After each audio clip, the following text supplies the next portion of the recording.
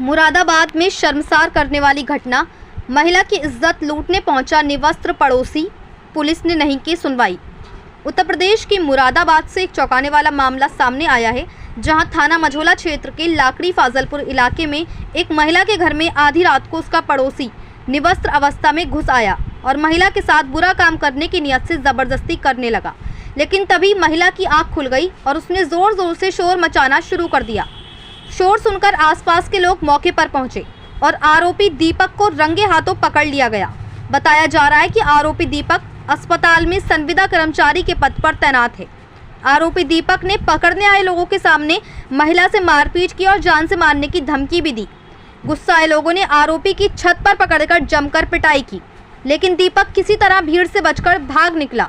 सबसे हैरान करने वाली बात यह है कि जब पीड़िता शिकायत लेकर थाना मझोला पहुंची तो पुलिस ने उसकी रिपोर्ट तक दर्ज नहीं की, बल्कि उल्टा पुलिस ने आरोपी पक्ष की बात मान ली और पीड़िता के परिवार को ही उल्टा फंसा दिया।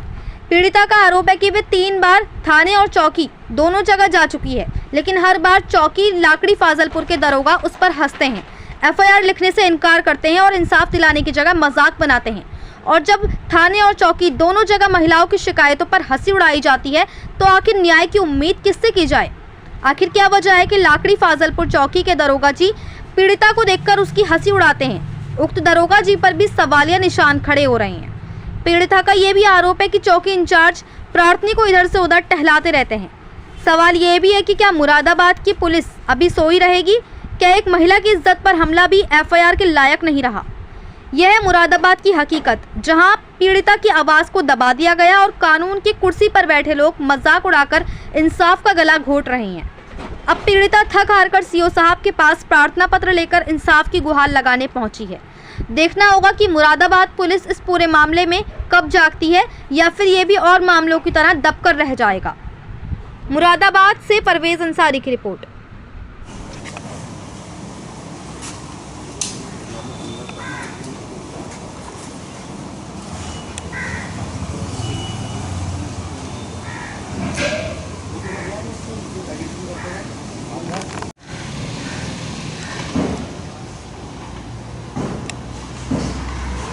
क्या हुआ?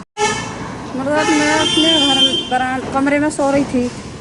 सोने बाद बाहर बरामदे का बल्ब जला हुआ था मेरे। इसने दीपक ने पहले मेरे बरामदे का बल्ब बुझाया। बुझाने के बाद मैं कमरे में सो रही, इसने मेरे साथ छेड़छाड़ी, मेरे सीने पे भी हाथ चलाया और मेरा सूट भी फाड़ दिया। जब मेरी आँख खुली, आँख खुलने के बाद जो है मैंने शोर मचाया। शोर मतलब ये मेरी छत पर से भाजने के बाद आंसू नहीं भाजता हुआ देखा।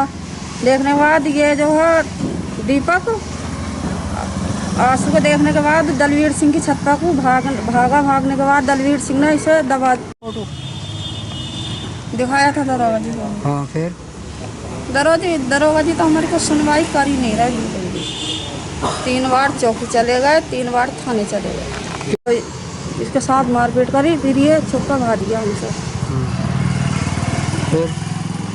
फिर क्या, फिर इसके जो है हमारे हाथ नहीं आया ये। तो उसकी शिकायत में करी, हमारी कोई सुनवाई नहीं करी मंझोला थाने में। क्या करा? दरोगा ने तो कुछ सुना ही ना हमारा। उसकी तरफदारी कर रहा दरोगा भी। क्या कर रहा?